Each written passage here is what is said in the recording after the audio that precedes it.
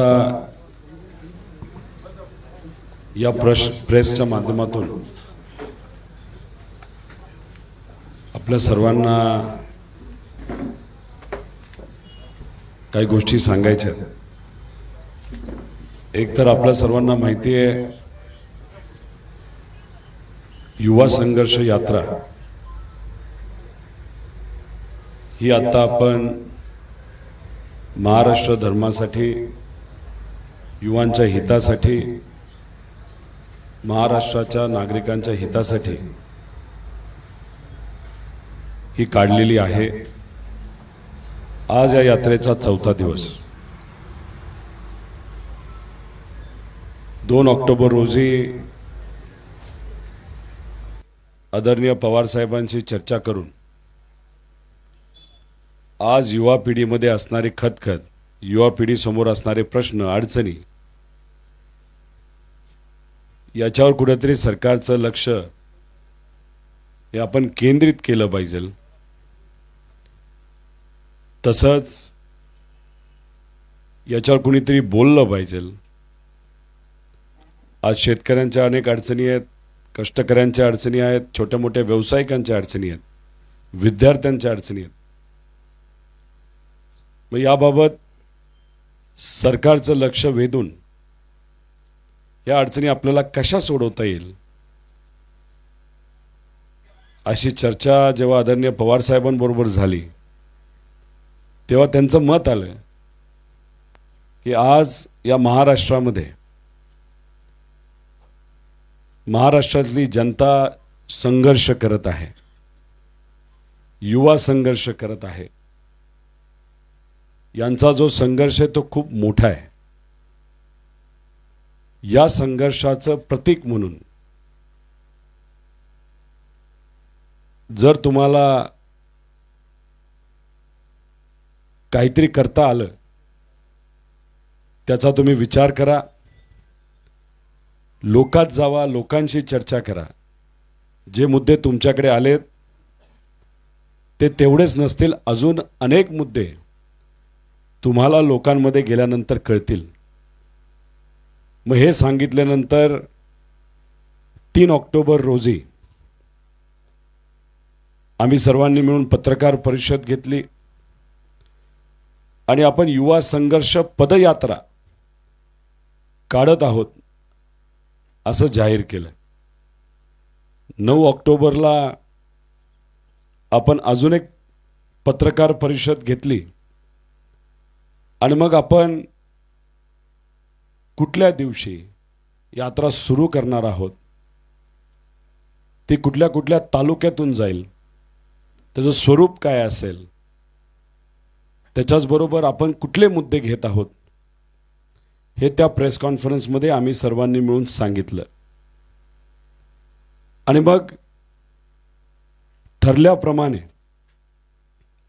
24 October रोजी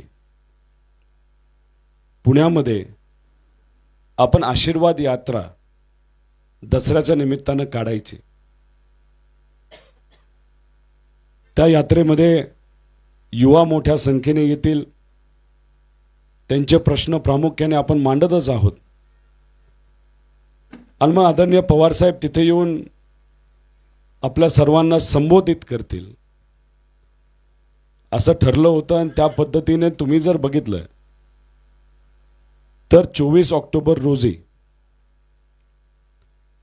तशाच पद्धतीने एक आशीर्वाद यात्रा झाली। खूप चांगला प्रतिसाद। दसऱ्याचा दिवस असताना, घरी सणासुदीचे कार्यक्रम असताना सुद्धा युवा मोठ्या संख्येने तिथं आले आणि ती आशीर्वाद यात्रा पुण्यामध्ये संपन्न झाली। 25 तारखेपासून आपण तुळापूर पासून दिवसाला 18 ते 20 किलोमीटर करत आपली मुख्य यात्रा जी आहे त्याची सुरुवात करणार होतो। 24 तारखेला आपण महात्मा फुले वाड्याला गेलो, तिथं दर्शन घेतलं। लाल महालाला गेलो, तिथं दर्शन घेतलं। लहुजी वस्तादांनी जी पहिली तालीम सामान्य लोकांसाठी काढली होती तिथं जाऊन आपण दर्शन घेतलं। आणि 25 तारखेनंतर तुळापूर पासून आपल्या यात्रेची सुरुवात झाली. सकाळच्या वेळेस छत्रपती संभाजी राजांच्या विचाराने प्रेरित झालेली भूमी, त्या भूमीचं दर्शन घेतलं आणि आम्ही आमची यात्रा सुरू केली. संध्याकाळच्या वेळेस जेव्हा आपली यात्रा 15 किलोमीटरनी पुढे गेली होती, तेव्हा कुठंतरी आम्हाला कळालं की युवांच्या हितासाठी आणि प्रामुख्याने मराठा समाजाच्या युवांसाठी लढणारे, जे प्रामाणिकपणे लढणारे जे जरांगे पाटील आहेत, त्यांनी निर्णय घेतलाय की ते परत मराठा समाजाच्या आरक्षणासाठी आणि युवांच्या प्रश्नांसाठी उपोषण करणार आहेत. आता याच्या मागची पार्श्वभूमी आपण सर्वांनी जर बघितली तर जरांगे पाटलांनी आत्तापर्यंत अनेक अशी आंदोलनं केलेली आहेत आणि ती प्रामाणिकपणे केलेली आहेत आणि 6 आंदोलनं अशी झालीत असं आम्हाला समजतं. जे शेवटचं आंदोलन होतं ते शांततेत सर्वांना विश्वासात घेऊन ते जेव्हा करत होते, तेव्हा जी घटना घडली ज्याचा निषेध हा अख्ख्या महाराष्ट्राने केला, मराठा समाजाने केला, सर्व इतर समाजाने केला, तो म्हणजे त्या दिवशी जे काय लाठीचार्ज झाला, महिलांवर झाला, युवांवर झाला आणि त्याचा निषेध हा आपण सर्वांनी केला. त्यानंतर सरकार हे जरांगे पाटलांची चर्चा करायला सुरुवात केली. त्याच्या पहाटेच्या वेळेस मी स्वतः तिथं गेलो होतो. डॉक्टरांची चर्चा केली, सामाजिक कार्यकर्त्यांची चर्चा केली, तिथल्या अडचणी समजून घेतल्या. कशा परिस्थितीने, कुठल्या वातावरणामध्ये, कोणाच्या आदेशाने त्या गोष्टी तिथं झाल्या, तिथं असणाऱ्या लोकांनी सांगितले. आदरणीय पवारसाहेब दुसऱ्या दिवशी जाऊन तिथं भेटले. जेव्हा सरकारकडनं मुख्यमंत्री असतील, मंत्री असतील, त्यांचे प्रतिनिधी असतील, जेव्हा अनेक वेळा ते भेटले, तेव्हा कदाचित 14 सप्टेंबर रोजी मुख्यमंत्री एकनाथजी शिंदे साहेब हे अंतरवलीला, सराटीला दाखल झाले आणि मग तिथं काही शब्द या स्वाभिमानी महाराष्ट्राचे मुख्यमंत्री म्हणून त्यांनी दिले, ज्याच्यामध्ये 30 दिवसामध्ये आम्ही मराठा समाजाला आरक्षण देऊ असं त्यांनी सांगितलं. व जरांगे पाटीलांनी त्यात अधिकचे 10 दिवस दिले, म्हणजे 40 दिवस हे सरकारकडे होते. त्याच्याचबरोबर आपण जर बघितलं, तिथे असणाऱ्या अनेक युवांवर पोलिसांकडनं वेगळ्या वेगळ्या कलमाच्या अंतर्गत कारवाई करण्यात आली होती. मग असंही सांगण्यात आलं होतं की 24 तासामध्ये आम्ही ज्या कुठल्या कारवाई केल्या असतील त्या मागे घेऊ आणि इतरही मुद्दे त्या चर्चेमध्ये झाले. आणि मग जरांगे पाटलांनी मुख्यमंत्र्यांवर, मंत्र्यांवर विश्वास ठेवून त्यांचं उपोषण मागे घेतलं आणि त्यानंतर अनेक जिल्ह्यांमध्ये जाऊन, तालुक्यांमध्ये जाऊन त्यांनी सभा घेतल्या, लोकांशी चर्चा केली. आता 24 सप्टेंबरपर्यंत, 24 ऑक्टोबरपर्यंत वेळ हा देण्यात आला होता. त्या 40 दिवसामध्ये कुठेही कुठल्याही सामाजिक कार्यकर्त्यांवर केलेली कारवाई ही मागे घेतली नाही. त्याच्याचबरोबर जो आरक्षणाचा शब्द दिला होता त्याबाबत सुद्धा कुठेही ठोक असा निर्णय सरकारकडनं घेण्यात आला नाही. आम्हा सगळ्यांना वाटत होतं की जेव्हा आपण या स्वाभिमानी महाराष्ट्राचे मुख्यमंत्री असता तेव्हा दिलेला शब्द हा कुठेतरी कसा तरी हा पाळलाच पाहिजे. आता ह्याच्यामध्ये चर्चा करून मार्ग 100% निघाला असता. त्याच्यामध्ये केंद्राचं सहभाग असणं पण तितकंच महत्त्वाचं होतं. केंद्रात आपण गेला असता, चर्चा केली असती, तुम्ही काहीतरी निर्णय घेताय हे कुठेतरी दिसलं असतं तर कदाचित जरांगे पाटील असतील, त्यांच्याबरोबर इतरही सर्व सामाजिक कार्यकर्ते आणि प्रत्येक गावामध्ये आता लोक आंदोलन करत आहेत, त्यांनी समजून सुद्धा घेतलं असतं की सरकार प्रयत्न करत आहे. पण कुठेही तशा पद्धतीच्या बैठका झालेल्या दिसल्या नाहीत, चर्चा झालेली दिसली नाही. आणि मग कुठेतरी वातावरण हे बिघडत गेलं. शेवटी संवाद साधल्याशिवाय निर्णय हा घेतला जाऊच शकत नाही. पण तुम्ही संवादाची भूमिकाच जर घेत नसाल, केंद्रात जाऊन चर्चा करत नसाल, तर याच्यावर मार्ग कसा निघेल अशी दबक्या आवाजात चर्चा आता सामान्य लोकांमध्ये कुठेतरी सुरू झालेली आहे. त्यामुळे मग हे वातावरण असताना कुठेतरी निर्णय घेतला जाईल हे मनामध्ये असताना आम्ही 3 ऑक्टोबरला पदयात्रा आपण युवांच्या हितासाठी काढणार आहोत हे कुठेतरी जाहीर केलं. आणि त्याच्यामध्ये मुद्दे जे आपण घेतले होते हे एकतर युवांची एकजुटीची ताकद किती असते हे कुठेतरी तुम्ही जाणून घ्या. युवा संघर्ष यात्रा जाहीर केल्यानंतर 12 दिवसातच ज्या पद्धतीने या यात्रेला सोशल मीडिया, ऑनलाईन मीडिया, वेबसाईटवर रिस्पॉन्स मिळायला लागला, ते सगळं बघितल्यानंतर कॉन्ट्रॅक्ट नोकर भरती ही सरकारकडनं मागे घेण्यात आली, GR मागे घेतला. त्याच्यातून लाखो या महाराष्ट्रातल्या युवांना फायदा झाला. दुसरा मुद्दा आम्ही घेतला होता 2,50,000 रिक्त पदे हे त्वरित भरण्यात यावी. त्याच्याचबरोबर जी काय परीक्षा शुल्क 1,000 रुपयाचा घेतला जातो, जो घेतला गेला आहे तलाठी भरती आणि इतर भरतीसाठी, तो मागे देण्यात यावा. पेपरफुटीचा कायदा हा करण्यात यावा. शिक्षक व प्राध्यापक भरती करण्यात यावी. छत्रपती संभाजीनगर, नाशिक, अहमदनगर, नागपूर, कोल्हापूर, सोलापूर, अमरावती या ठिकाणी IT पॉलिसी वेगळी काढण्यात यावी आणि तिथं IT कंपन्या कशा येतील यासाठी धोरण करावं. कृषीमध्ये दुबार पेरणी करून अनेक शेतकरी आज अडचणीत आलेले आहेत. दुष्काळाचं वातावरण अनेक आणि खास करून मराठवाड्यामध्ये तिथं दिसताना सरकारकडनं कुठेही ठोक पावलं ही घेतली जात नाहीत आणि ते सरकारकडनं घेतली जावी यासाठी आपण प्रयत्न करत होतो. तसंच विम्याचा पैसा सुद्धा शेतकऱ्याला जो मिळाला नाही तो लगेच मिळावा हाही मुद्दा आपण घेतला होता.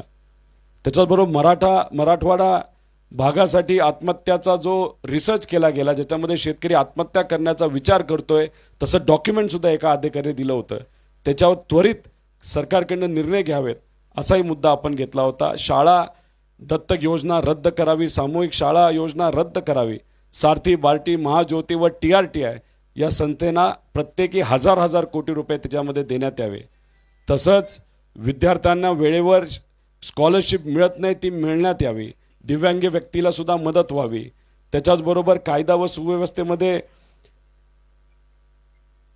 आपल्याला ड्रगच्या विळख्यात असणाऱ्या युवांच्या बाबतीतले आपण मुद्दे घेतले होते आणि ज्या पद्धतीने पहिला मुद्दा हा स्वीकारला, आमचा विश्वास होता की टप्प्याटप्प्याने 45 दिवस होऊस तर हे त्यातले मी जे बोलले ते सर्व मुद्दे हे निकाली लागतील असा आम्हा सगळ्यांना विश्वास होता. 100% लागले असते. पण ह्या सगळ्या गोष्टी होत असताना आपण शेवटी मराठी माणसं आहोत, स्वाभिमानी महाराष्ट्रामध्ये राहणारी स्वाभिमानी माणसं आहोत. आपला महाराष्ट्र शांत राहायला पाहिजे अशी भूमिका आपण सर्वांनी अनेक वेळा घेतलेली आहे. आणि आजची परिस्थिती आपण जर बघितली तर आज ज्यांच्यासाठी आपण लढत आहोत त्यातले अनेक युवा आत्महत्या करताना आज आपल्याला बघायला मिळतं. अतिशय वाईट वाटतं ही गोष्ट बघितल्यानंतर. त्याच्याचबरोबर सरकारकडनं कुठलीही ठोक पावलं ही घेतली जात नाहीत. त्याच्याचबरोबर अनेक वेळा फसवलं जातं, सगळ्याच समाजाला फसवलं जातं, युवांना फसवलं जातं. अशाच परिस्थितीमध्ये काही दिवसांपूर्वी जेव्हा आपले मुख्यमंत्री दिल्लीला गेले होते, दिल्लीतूनच तोडगा निघेल याचा विश्वास आम्हा सगळ्यांना असताना आम्हाला असं वाटलं आणि सगळ्यांनाच असं वाटलं तिथं प्रधानमंत्री साहेबांबरोबर कुठेतरी सकारात्मक चर्चा झाली असावी. पण मग काल अहमदनगरच्या कार्यक्रमामध्ये आदरणीय मोदी साहेबांनी कुठेही मराठा समाजाचा मुद्दा तिथं काढला नाही.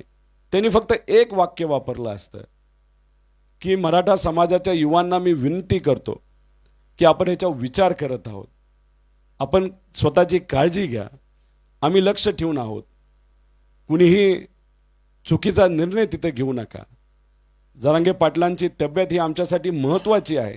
हे असे 4 शब्द तरी त्यांनी घेतले असते तर कुठेतरी आज या महाराष्ट्रामध्ये जे वातावरण आता चिघळत चाललंय ते झालं नसतं. मी ही प्रेस कॉन्फरन्स घेण्याचं कारण म्हणजे की जेव्हा 15 तारखेला 25 तारखेला आम्हाला कळालं की जरांगे पाटील हे परत एकदा उपोषणाला बसत आहेत, त्याच दिवशी संध्याकाळी मी स्वतः आणि आमच्यातले काही जणांनी भूमिका घेतली की दुसऱ्या दिवशी, कारण का आपण चालत आहोत युवांच्या हितासाठी, पण एक प्रामाणिक कार्यकर्ता जर प्रामाणिकपणे मराठा समाजाच्या युवांसाठी लढत असेल आणि ते जर उपोषणाला बसत असतील तर मग आपणही कुठंतरी एक पाठिंबा तिथं त्या प्रयत्नाला दिला पाहिजे अशी भूमिका घेऊन दुसऱ्या दिवशी 18 किलोमीटर चालत असताना सुद्धा आमच्यातल्या अनेक जणांनी अन्नत्याग केलं. आम्हाला असं वाटत होतं की एक दिवस उपोषणाला झाल्यानंतर सरकार सिरियसली घेईल, त्यांच्याबरोबर कुठेतरी चर्चा करेल, पण कालच्या दिवशी तसं काही झालेलं दिसत नाही. काल पंतप्रधान येऊन सुद्धा त्यांनी कुठेही वक्तव्य केलं नाही. त्यामुळे सरकार या बाबतीत किती सिरियस आहे हे आज तरी काय सांगता येणार नाही. आमच्यासाठी प्रत्येक युवाचा जीव हा महत्त्वाचा आहे. आज जे युवा आत्महत्या करत आहेत ती गोष्ट बघून अतिशय दुःख वाटतं. अशा परिस्थितीमध्ये तसंच जरांगे पाटलांची जी तब्येत आहे ती आज खालावली आहे आणि खालावत जाईल असं अनेक तिथं असणाऱ्या डॉक्टरांचं आणि तिथं असणाऱ्या कार्यकर्त्यांचं मत आहे.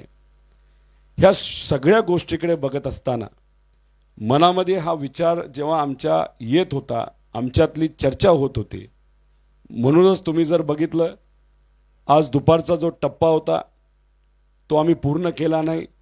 ज्या ठिकाणी आमचा सकाळचा टप्पा संपला तिथंच आम्ही थांबलो. माझ्याबरोबर इथं छत्रपती संभाजीनगर जिल्ह्यातले सर्व पदाधिकारी आलेले आहेत. त्यांनी व्यक्तिगत मला एक पत्रसुद्धा दिलेलं आहे आणि त्या पत्रामध्ये जे सर्व सामाजिक कार्यकर्ते आहेत त्यांची भूमिका छत्रपती संभाजीनगर त्या भागातली असेल इतर आसपासच्या भागातली त्यांनी व्यक्त केली. बीडचे पदाधिकारी थोड्याच वेळाच इथं येत आहेत आणि आले आहेत. जिल्हा अध्यक्ष संदीप भैया क्षीरसागर आलेले आहेत, इतरही सर्व मान्यवर इथं आलेले, जालन्याचे सर्व पदाधिकारी इथं आलेले आहेत, काही सामाजिक कार्यकर्ते सुद्धा आहेत. त्यांनी सुद्धा फोनवर आमच्या सर्वांशी चर्चा केली, आम्हाला विनंती केली. आमच्या मनामध्ये हा विषय चाललाच होता. काल रात्रीपासून आम्ही सातत्याने सर्वजण चर्चा करत होतो. सकाळी सुद्धा आमच्या सगळ्यांची चर्चा झाली. त्यांच्याशी चर्चा झाल्यानंतर आमच्या मनामध्ये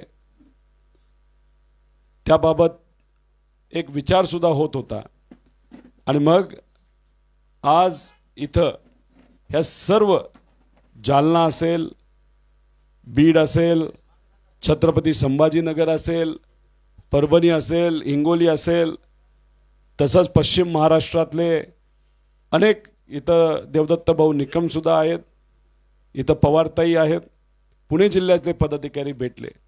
अनेक फोन आले, मलाही आले, पदयात्रींनासुद्धा आले, आमच्याबरोबर चालणारे जे सर्व पदाधिकारी होते त्यांनासुद्धा आले. आणि ह्या सगळ्या गोष्टी ऐकल्यानंतर आम्हा सगळ्यांची भूमिका आहे की आज जी परिस्थिती महाराष्ट्रामध्ये आहे तिथं कुठंतरी शांततेची जरूरत आहे. सगळ्यांनाच एकत्रित येण्याची जरूरत आहे.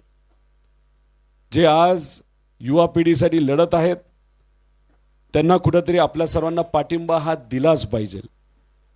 जरांगे पाटलांच्या आरोग्याची काळजी ही आपण घेतलीच पाहिजे. आज युवा जे आत्महत्या करत आहेत त्याची नोंद घेतलीच पाहिजे आणि आत्महत्या थांबवाव्यात यासाठी आपल्या सर्वांना पार्टीचे लेबल काढून या स्वाभिमानी महाराष्ट्रातले एक नागरिक म्हणून आपला जो काय प्रयत्न करता येईल तो प्रयत्न करावा लागेल आत्महत्या थांबवण्याचा. आणि हे वातावरण अजून वेगळ्या दिशेने जाऊ नये यासाठी या महाराष्ट्रातली तमाम जनतेने आपल्याला प्रयत्न करावे लागतील. या सगळ्या गोष्टी मनामध्ये ठेवून आपला स्वाभिमानी महाराष्ट्र शांत राहिला पाहिजे. युवांना संधी मिळाली पाहिजे. युवांचं ऐकलं गेलं पाहिजे. यासाठी आम्ही एक निर्णय सर्वजण मिळून घेत आहोत की ही यात्रा जी आपण युवांसाठीच काढली होती, महाराष्ट्राच्या नागरिकांसाठी काढली होती, महत्त्वपूर्ण विषय घेऊन काढली होती, ती काही काळ आपण स्थगित करत आहोत. जेव्हा योग्य वेळ असेल तेव्हा पुढे आपण ही यात्रा कशी घेऊन जाणार आहोत याचा निर्णय हा आपल्या सर्वांना आम्ही देऊ. पण कुठल्याही परिस्थितीमध्ये आपला स्वाभिमानी महाराष्ट्र, स्वाभिमानी मराठी माणूस याला कुठलीही आज अडचण येऊ नये यासाठी नागरिक म्हणून आम्ही सर्वजण जे आज संघर्ष करत आहेत त्यांच्याबरोबर आहोत. जी काही मदत आम्हा सर्वांना करता येईल ती 100% आम्ही करू एवढंच या ठिकाणी आपल्या सर्वांना सांगतो. आणि जात असताना गेल्या 4 दिवसामध्ये ज्या ज्या संघटनेने आम्हाला निवेदन दिलेलं आहे, ज्याच्यामध्ये शिक्षक संघटना आहे भरती पटकनी व्हावी म्हणून, MSME कामगार कॉन्ट्रॅक्टवर आहेत त्यांनी आम्हाला पत्र व्यवहार केला आहे, MSF महाराष्ट्र सिक्युरिटी फोर्स त्यांनी त्यांचे मुद्दे मांडलेले आहेत, कम्प्युटर ऑपरेटर, संगणक परिचालक, आशा सेविका, वकील संघटना, स्पर्धा परीक्षा विद्यार्थी, पोलीस भरती विद्यार्थी, ACBC प्लस आणि EWS याचे काही विषय आहेत, गिग वर्कर्स, झोमॅटो असेल, स्विगी असेल, खेळाडू, तसंच नर्स संघटना, अंगणवाडी, इतरही सर्व इतर अनेक विषय आहेत. त्यामुळे ह्या सगळ्यांना मला सांगायचं आहे, युवांना सांगायचं आहे, पालकांना सांगायचं आहे की आज महाराष्ट्र धर्म आपल्या सर्वांसाठी महत्त्वाचा आहे. आज शांतता आपल्या सर्वांसाठी महत्त्वाची आहे. हे मुद्दे आपण सर्वजण, तसंच आज जे सर्व युवा आंदोलन करत आहेत ते सुद्धा आपल्या या लढ्यामध्ये युवांच्या हितासाठी आणि स्वाभिमानी महाराष्ट्राच्या हितासाठी ते सुद्धा याच्यामध्ये सहभागी घेतील. पण आज जे आंदोलन करणारे सामाजिक कार्यकर्ते आहेत त्याच्याचबरोबर जरांगे पाटील यांची तब्येत बघता आणि आज महाराष्ट्रामध्ये असणारी परिस्थिती बघता आणि युवांची मानसिकता बघता, युवांचं जे काही सुसाईड करण्याचं प्रमाण जे वाढत आहे त्या सगळ्या गोष्टी बघता आम्ही ही यात्रा आज इथं आपल्या सर्वांच्या उपस्थितीमध्ये स्थगित करत आहोत. हीच नोंद मीडियाच्या माध्यमातून सर्वांनी घ्यावी अशी मी विनंती या ठिकाणी करतो. जर कोणाला काही प्रश्न असतील तर ते आपण मराठा आरक्षण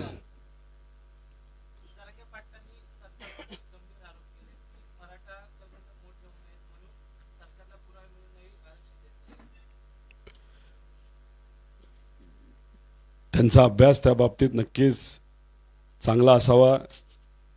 त्यांचं जे मत आहे ते मत खरं आहे की आज अनेक युवांना संधी मिळत नाही, म्हणूनच आम्ही युवा संघर्ष यात्रा करत होतो. ते ज्या विषयासाठी लढत आहेत त्याच विषयासाठी आम्ही सुद्धा लढत होतो.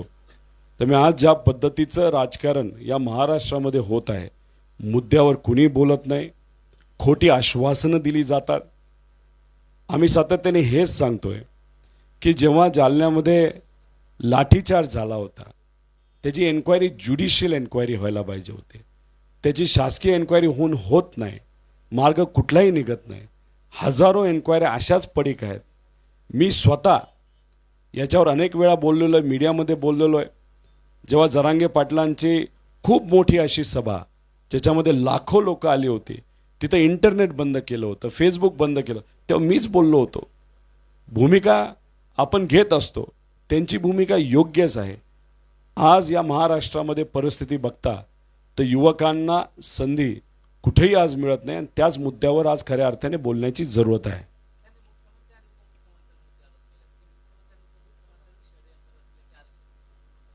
षडयंत्र काय हे आज तरी आपल्याला सांगता येणार नाही. संतांनी दिलेला विचार हाच होता की महाराष्ट्र धर्म म्हणजे सगळे समाज एकत्रित येऊन एकामेकाच्या बरोबर राहून आपल्या अडचणी सोडवणं. पण आज जर परिस्थिती बघितली तर कुठंतरी राजकारण या मराठा आरक्षणाच्या बाबतीत केलं जाते असं वाटतं. फक्त मराठा समाजाच्याच बाबतीत करतायत असं नाही, धनगर समाजाच्या बाबतीत हेच चाललंय. त्यामुळे ह्या ज्या सगळ्या गोष्टी आहेत ह्या युवकांच्या आयुष्यावर राजकारण कुठेही करू नये. जरांगे पाटील प्रामाणिकपणे तिथं उपोषण करत आहेत, त्यांच्या जीवनावर कोणी राजकारण करू नये. त्यांचं आज आयुष्य तिथं कुठंतरी आरोग्याच्या बाबतीत धोक्यात आलं आहे असं आम्हा सगळ्यांना वाटतं. त्यामुळे अशा परिस्थितीमध्ये जर कोणी त्यांच्या बाबतीत नाही तर कुठल्याही संवेदनशील विषयाच्या बाबतीत राजकारण करत असेल तर हा महाराष्ट्र ते सहन करणार नाही. आणि जातीमध्ये तेढ निर्माण करण्याचा जर कोणी प्रयत्न करत असेल या महाराष्ट्रामध्ये, स्वाभिमानी आणि संतांच्या विचाराच्या महाराष्ट्रामध्ये कधी ते यशस्वी ठरणार नाही. माझी व्यक्तिगत इथं आपल्या सर्वांना विनंती आहे की आज इथं बोलत असताना अतिशय संवेदनशील विषयावर आपण बोलत आहे. इथं कुठेही हा विषय सोडून दुसऱ्या विषयावर बोलण्याची आमची मानसिकता सुद्धा नाही, आमची इच्छा सुद्धा नाही. म्हणून मला असं वाटतं की आपल्याला या बाबतीत जर दुसरे कुठले प्रश्न असतील तर ही प्रेस कॉन्फरन्स आपण इथं थांबूया.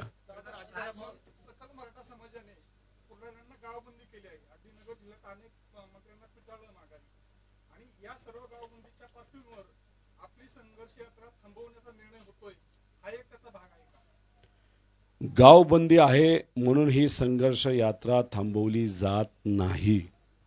आम्ही सर्वजण भावनिक आहोत. आज महाराष्ट्र पेटला आहे, महाराष्ट्र आज अस्वस्थ आहे. आज विविध ठिकाणी मुलं आत्महत्या करतात. ज्यांच्यासाठी आम्ही लढतोय तीच मुलं जर आत्महत्या करत असतील तर मग अशा परिस्थितीमध्ये आपण यात्रा पुढे कशी घेऊन जाऊ शकतो? तुम्ही जर बघितलं, एका गावामध्ये आम्हाला अडवलं होतं. आम्ही स्वतः जाऊन तिथे चर्चा केली. चर्चा केल्यानंतर ते स्वतः आमच्याबरोबर आले. त्यांचं मत आलं की आरक्षणाला तुम्हाला पाठिंबा द्यावा लागेल, जो आम्ही दिलाच आहे, पण त्याच्याचबरोबर तुम्ही जे घेतलेले मुद्दे ते सुद्धा महत्त्वाचे आहेत. आणि अशा परिस्थितीमध्ये प्रत्येक गावामध्ये जाऊन ही भूमिका आम्ही घेऊ शकलो असतो, पण नाही. जर अशांत आपला महाराष्ट्र असेल तर आम्हाला आमची दुसरी कुठली भूमिका घ्यायची नाही. ही यात्रा उद्या आपण कधीतरी काढू, पण आज तरी नाही. आज आम्ही तुर्तास तात्पुरतं या यात्रेला स्थगित करत आहोत.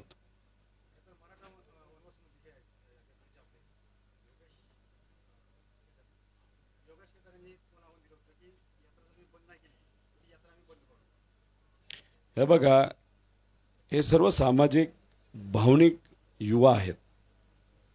कोण आहेत ते मला खरं माहीत नाही. कदाचित अनेक लोक मला भेटत असतात, पण गेले 4 दिवस झालं मी कुठलाही फोन घेऊ शकलो नाही. कारण का ज्या ज्या गावात जातो तिथे लोक आपल्या आपल्या अडचणी घेऊन आलेले आहेत. त्यांनी वक्तव्य केलेलं असेल, मी त्यांना जबाबदार ठरवत नाही. ते भावनेच्या भरात त्यांनी ते वक्तव्य केलेलं आहे, पण ते वक्तव्य आत्ताच तुमच्याकडनं मला कळत आहे. त्यामुळे मी त्या वक्तव्याकडे बघून निर्णय घेणं हा प्रश्नच नाही. प्रश्न एवढाच आहे, आम्हाला आमचा हा जो स्वाभिमानी महाराष्ट्र आहे, तो सुसंस्कृत महाराष्ट्र आहे, तो अशांत हे पटत नाही. अशांत हा युवांमुळे आहे, युवांच्या अडचणींमुळे. त्या अडचणी सुटाव्यात अशी भूमिका आमच्या सगळ्यांची आहे.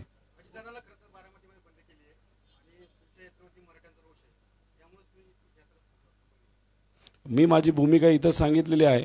मी स्वतः मराठा आहे. मग आता मी स्वतः माझी भूमिका घेऊन माझी यात्रा इथं कशामुळे स्थगित करत आहोत हे तुम्हाला सांगितलेलं आहे. त्यामुळे तुम्ही जर म्हणत असाल मी घाबरलो का, जर या महाराष्ट्रामध्ये युवा आत्महत्या करत असेल, हो मी घाबरलो. हा जो स्वाभिमानी महाराष्ट्र, जो सुसंस्कृत महाराष्ट्र आहे, तिथं जर अशांत असेल, हो मी घाबरलो. आज जर युवांना संधी मिळत नसेल आणि त्याच्यामुळे जर युवा वेगळा कुठला ते निर्णय घेत असतील, हो मी घाबरलो. मी कुठेही मी वेगळी भूमिका म्हणत नाही. मी बोलतो ना तुम्हाला, आज जी परिस्थिती या महाराष्ट्रामध्ये बघत आहे, जातीय तेढ निर्माण करण्याचा प्रयत्न करत आहे. आणि अशा परिस्थितीमध्ये तुम्ही जर मला विचारत असाल, हो मी घाबरलो का, तर हो मी घाबरलो. कारण ही परिस्थिती महाराष्ट्राच्या आजच्यासाठी आणि उद्यासाठी आणि मुलांच्या भवितव्यासाठी ही पोषक नाही. असं एक मराठी माणूस म्हणून, या महाराष्ट्राचा नागरिक म्हणून ही माझी भूमिका आहे आणि हा माझा विचार आहे.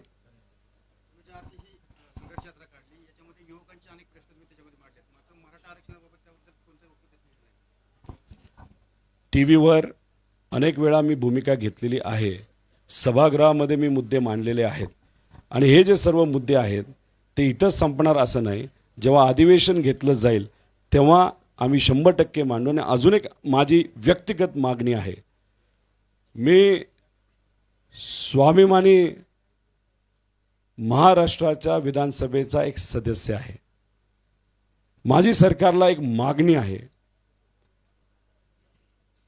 आरक्षणाच्या विषयाच्या बाबतीत एक स्पेशल अधिवेशन पुढच्या 2 दिवसामध्ये करण्यात यावं. आम्हाला बोलायचं आहे याच्यावर. आणि अधिवेशनामध्ये आणि विधिमंडळामध्ये जर आम्हाला बोलण्याची संधी दिली तर नक्कीच आम्हाला आवडेल. म्हणून आम्ही विनंती करतो, आव्हाने करतो महाराष्ट्राच्या सरकारला की पुढच्या 2 दिवसामध्ये तुम्ही हे अधिवेशन बोलवा. आणि माझं अजून एक मत आहे की काही महिन्या म्हणजे सप्टेंबर महिन्यामध्ये केंद्राने सुद्धा पार्लमेंट बोलावली होती जरूरत नसताना. नवीन पार्लमेंट दाखवण्यासाठी त्यांनी पार्लमेंट बोलवली. आता या महाराष्ट्र जेव्हा जळत असेल तर या महाराष्ट्राच्या हितासाठी मोदी साहेबांनी एक स्पेशल पार्लमेंट हे केंद्राचं बोलवलंच पाहिजे. पुढच्या 5 दिवसामध्ये बोलवलं पाहिजे. राज्यात पण चर्चा करू आणि केंद्रात सुद्धा चर्चा करू आणि ह्याच्यावर मार्ग आपण सर्वजण मिळून एकत्रित काढू. धन्यवाद.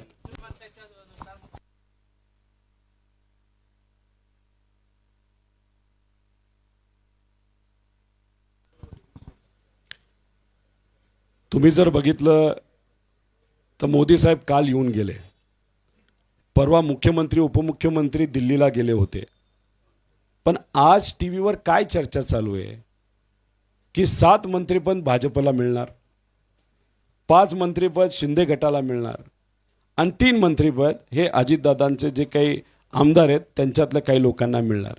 ही चर्चा करायची जरूरत आज आहे का? या बाबतीत तुम्ही जर दिल्लीला जाऊन महाराष्ट्र जेव्हा पेटला असेल, तुम्ही फक्त पदाबद्दलच बोलणार असाल, सामान्य लोकांच्या मुद्द्यावर तुम्ही बोलणार नसेल तर हे सामान्य लोकांना कसं पटणार? एकाच व्यासपीठावर या देशातला आणि या जगातला कदाचित सर्वात ताकदवान माणूस तुमच्या जवळ बसलेला असताना तुम्ही त्यांच्या कानामध्ये जाऊन सुद्धा जर सांगू शकत नसाल की महाराष्ट्रात काय अडचण आहे आणि शासकीय कार्यक्रमामध्ये तिथं जर राजकीय टीका होत असेल तर मग ह्यांना फक्त राजकारणच पडलेलं असेल. आणि अशा परिस्थितीचं राजकारण या महाराष्ट्रामध्ये असेल तर का या युवांना असं वाटणार नाही की राजकारणच नको?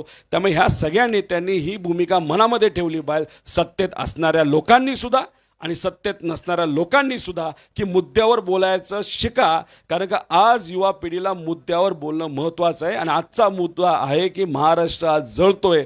मराठा आरक्षणाचा मुद्दा अतिशय महत्त्वाचा आहे. त्याच्यावर चर्चा करून तोडगा काढण्यापेक्षा अनेक लोकांना पदं पडलेली आहेत. हे खरंच शोकांतिका आहे या आपल्या या राजकारणामध्ये असं मला वाटतं.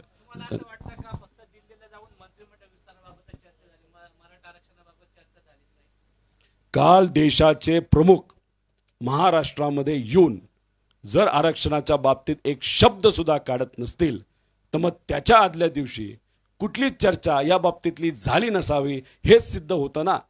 कारण का जर महाराष्ट्र सगळ्यात ताकदवान राज्य या देशातलं, त्याचे मुख्यमंत्री त्याचे उपमुख्यमंत्री दिल्लीला जातात, चर्चेला बसतात, प्रधानमंत्री साहेबांना नाही तर शहा साहेबांची चर्चा करतात आणि दुसऱ्या दिवशी कुठेही त्याचा रेफरन्स येत नाही, मुद्दा बोलला जात नाही, मग कदाचित आदल्या दिवशी चर्चाच झाली नाही असंच आपल्याला समजावं लागेल ना. कारण त्या दोघांपेक्षा तिसरं तर कुणी नव्हतं तिथं.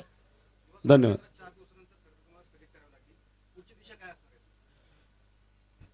स्थगित करण्याचं कारण मी आपल्या सर्वांना सांगितलेलं आहे. याच्यामध्ये पुढचं पाऊल लवकरच मी सांगेल. पण एक गोष्ट आहे, हे जे सगळे मुद्दे आहेत, ज्यांनी आम्हाला निवेदनं दिलेली आहेत, युवांचे हे जे प्रश्न आहेत, हे जोपर्यंत होत नाही तोपर्यंत आम्ही शांत बसणार नाही. फक्त एवढंच आहे की आपला महाराष्ट्र शांत होऊ द्या, परिस्थिती शांत होऊ द्या, ज्या काही अडचणी त्या सुटू द्या, आणि मग आम्ही सर्वजण एकत्रित बसून युवांना विश्वासात घेऊन पुढचा निर्णय तिथं घेऊ. धन्यवाद.